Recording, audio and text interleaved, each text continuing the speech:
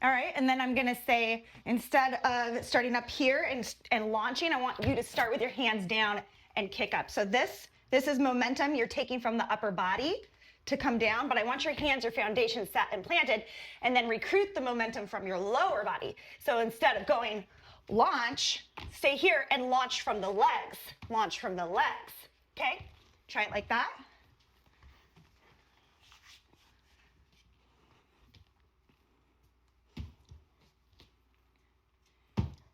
All right, now we're gonna look at where Nev is at in her scapular thoracic region. So this whole shoulder region, rotator cuff, the scapulas, etc. And I wanna see if she has any limitations that are caused by being locked up in that region. Tuck here, keep rotating the hips like this. Gut punch, glued to the wall, glued to the wall, glued to the wall up here, glued to the wall up here. Now that everything is touching the wall behind her, I want her to take her arms and without changing anything on the back, lift her arms as high as she can up and overhead without compromising any space back here. Keep everything glued. Keep everything glued, glued, and glued. Are your arms alongside your ears?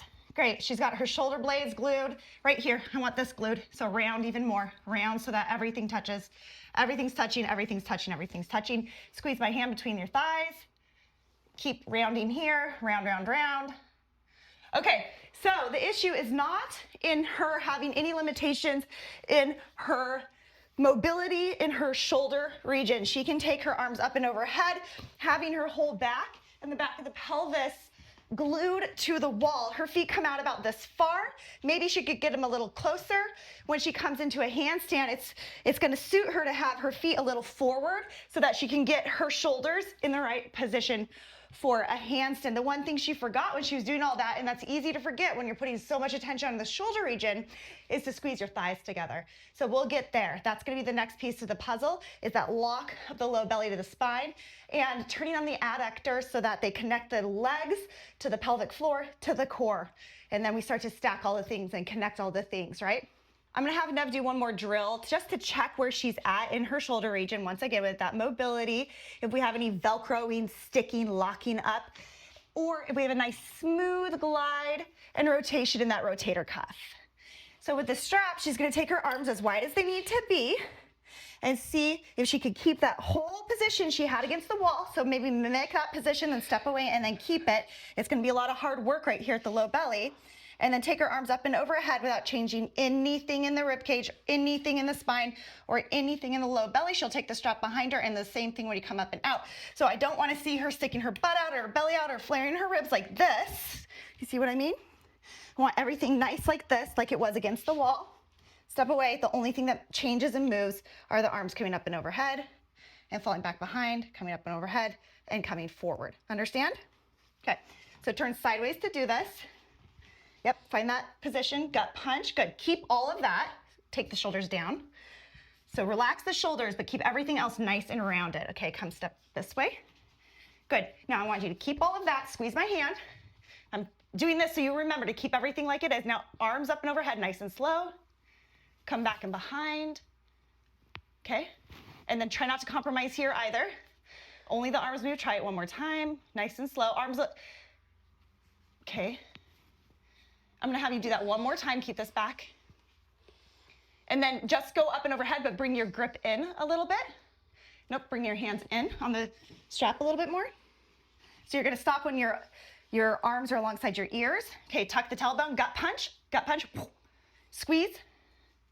Here, yep, and then arms overhead. Hold it, hold it, hold it. Now breathe. Are you breathing? Mm-hmm. Okay, push into my finger. So spread these shoulder blades this way, rounding the upper back. Rounding the upper back. There you go. Keep this gut punch. All right, and then bring it out. Having this rounding up here and then this gut punching down here, and to keep that at the same time with moving your arms overhead is incredibly hard, right? You kept wanting to switch. Okay, I'm focusing on that, but then I lose focus up here. Okay, now I'm focusing on that, but maybe I lost focus down here. And that is probably the trickiest evolution to a handstand, is when you can put both of those together and do it at the same time. It's kind of like the whole rub your head and pat your belly thing, or vice versa. We have to do the pelvic and the low belly action at the same time that we're maintaining the shoulder blade action as well, and the arms overhead. It's good when you're practicing to have a reason to remind yourself to squeeze your thighs together. Like I said, that's a chain connection. You turn those adductors on, they connect up to the pelvic floor, then we can start to connect the low belly back to the spine. Everything moves its way on up. Now, this is a piece of paper, right?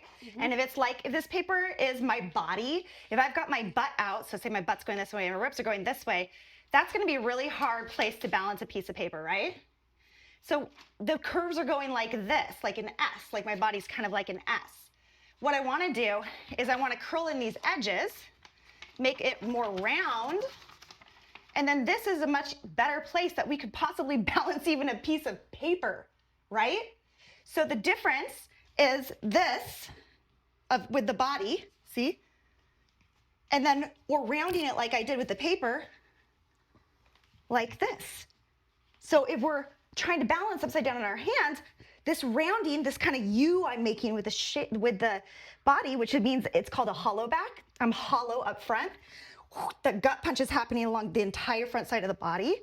It's going to be easier to balance than this S.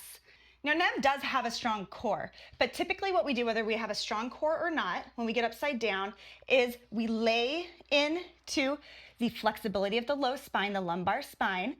We lay into that flexibility, we lay into that bend right there at the low spine. You can feel it. You just go like this, and you can feel how your spine at the lumbar just kind of rests into itself and then into and onto the pelvis. So this is what we do when we get upside down, because it's easier than engaging the core, applying the Uddiyana bandha, that low belly, that abdominal suction lock at the low spine. It's easier to just lay into the joint and rest the spine into the bowl of the pelvis. So what we want to do is we want to gut punch. That's why I keep saying gut punch. How you're going to get out of that is squeezing the thighs together, gut punch, tuck the tailbone, and then last is applying the Uddiyana bandha. Now I'm going to show Nev how to access her Uddiyana bandha in a partial inversion downward facing dog.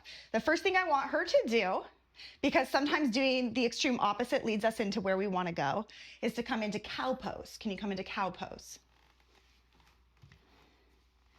Yep, dip the belly down, lift the head up, look forward. Now tuck the toes. Keep everything the same, but tuck the toes. Keep everything the same, but lift the knees. Now shift back. And as she goes from cow with that bend and shifts back, she's going to feel this suction happen here at the low belly. I can feel it. She has an abdominal cavity. It's locked. See how this is now rounded a little bit? It's not that cow, that extension of the spine. And as she took that cow into more of a flat back into downward facing dog, then she created this cavity, this low belly lock. I can feel how tight it is against her low spine. Do you feel how your kind of organs, everything in your belly moved up here? Mm-hmm. And do you feel this suction lock, how tight it is right here? Like there's a cavity, like a sandwich compression. Uh-huh. Do you feel that? Yeah. Okay, so come on out. So what she did without knowing it was apply the Uddiyana bandha, that low belly suction lock. So I'll show you really quickly what that looks like on an adult. So I go from my cow, and that doesn't mean I'm just loose belly. I'm a nice engaged cow here. Still engaging this front line even though it's in extension. The spine is in extension. Tuck the toes. Keep this. Now once you get to a point where you need to change it, target the low belly. I want you to think right here, low belly. And then when you shift up and back, you can even go onto the balls of your feet. Then pull from the low belly. When you land in your downward facing dog, you should feel this sort of cavity happen in the low belly, the suction cavity. Everything's moving up and under the rib cage. And here's where you just want to put your awareness there, because that's the first step, is just being aware that you have these different abilities to target different areas of the body and lock them down or create these new sensations. Explore these new sensations like that bandha, that Uddiyana bandha, that low belly suction lock. It doesn't mean that you're going to get upside down. You're going to take all of these things, the squeezing of the thighs, the rounding, that hollow body, the action of the scapulas, and your Uddiyana bandha straight up into a handstand next time you do it. But we can do these drills over and over and start to piece it together. Next time you go up with the handstand, you think about maybe the next one, and then you try to pair it with the next. And it's a process, but consistency and repetition is the key. Play with having something in between your thighs. Think about that gut punch, that rounding, that hollow body. And you can do this on the ground as well. You find that hollow body like this, gluing the low back to the mat below you. You can find that hollow body lifting like this. And you can find that hollow body even against a wall in a handstand like this. Or the opposite direction. So there's lots of ways that you can use a support system and drills to really ingrain and implement these concepts and then start to piece them together one at a time. Spread. Squeeze, squeeze, squeeze. Reach to the ceiling. Reach to the ceiling. There you go. There you go. There you go. Keep reaching. Keep reaching. That's beautiful. That is beautiful right there. Come down when you need. You're free to come down whenever you want. Keep pushing, pushing, pushing, rounding, round piece of paper. Beautiful, babe. That's great. That's great. Keep those ribs back. Okay. Yeah! Okay. Spread, spread, spread, spread. Belly in. Tuck, tuck. Squeeze, squeeze. Reach, reach, reach. Hang from your toes. Hang from your toes. Hang from your toes. I'm going to hold on to just one toe. One toe. Keep reaching, reaching, squeezing, spreading. You can come down whenever you want because you have a loose leg. Push, push, push. Hang, hang, hang. Squeeze, squeeze, squeeze. You can come down whenever you want. Let go. You're going to come backwards if I let go. Your belly is going too far forward. There you go, right there. That's it. That's it. That's it. Do you want to try a few just on your own and see where you're at now? Sure. Okay.